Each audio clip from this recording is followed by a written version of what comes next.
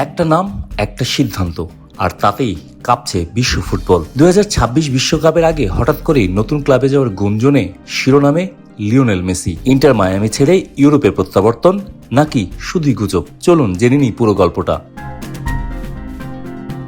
Football বিশ্ব যাকে বাপায়ের জাদুকর নামে চেনে, সেই লিওনেল মেসি নাকি ভাবছে নিজেকে শেষবারের মতো ঝালিয়ে নিতে। তুরস্কের প্রভাবশালী ফুটবল বিশ্লেষক লেভেন তুজেমান দাবি করেছেন 2026 বিশ্বকাপ শুরুর মাত্র কয়েক মাস আগে ইউরোপে ফেরার পরিকল্পনা করছেন আর্জেন্টাইন অধিনায়ক। আর এই গল্পের কেন্দ্রে তুরস্কের ঐতিহ্যবাহী ক্লাব গালতাসারাই। তুর্কি টিভি চ্যানেল এ স্পোর্টসের লাইভ অনুষ্ঠানে তুজেমান জানান, গালতাসারাইয়ের সঙ্গে মেসির প্রাথমিক আলোচনা ইতিমধ্যে সম্পন্ন।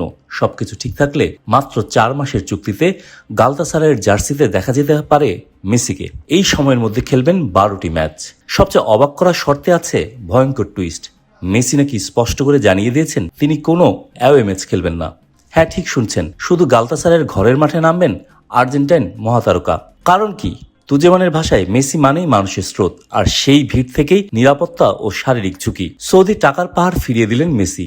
এই মুহূর্তে যখন সৌদি লিগ দুনিয়া কাঁপাচ্ছে, তখন আল হিলাল থেকে এসেছিল অবিশ্বাস্য অঙ্কের প্রস্তাব, কিন্তু মেসি বললেন না। কারণ একটাই, 2026 বিশ্বকাপ। অর্থ নয়, ইতিহাস এখন মেসির একমাত্র লক্ষ্য। এখনো আনুষ্ঠানিক ঘোষণা না এলেও আর্জেন্টিনার কোচ লিওনেল স্কালোনির পরিকল্পনায় আজও কেন্দ্রবিন্দু মেসি। 2026 বিশ্বকাপে খেলতে পারলে আন্তর্জাতিক ফুটবলে 200 ম্যাচের মাইলফলক ছুঁয়ে ফেলবেন তিনি। তাহলে প্রশ্ন একটাই, গালতাসারাইয়ের জার্সিতে কি নতুন অধ্যায় শুরু করতে চলেছেন লিওনেল মেসি, নাকি এটা শুধু বিশ্বকাপের আগে এক বিশাল গুঞ্জন?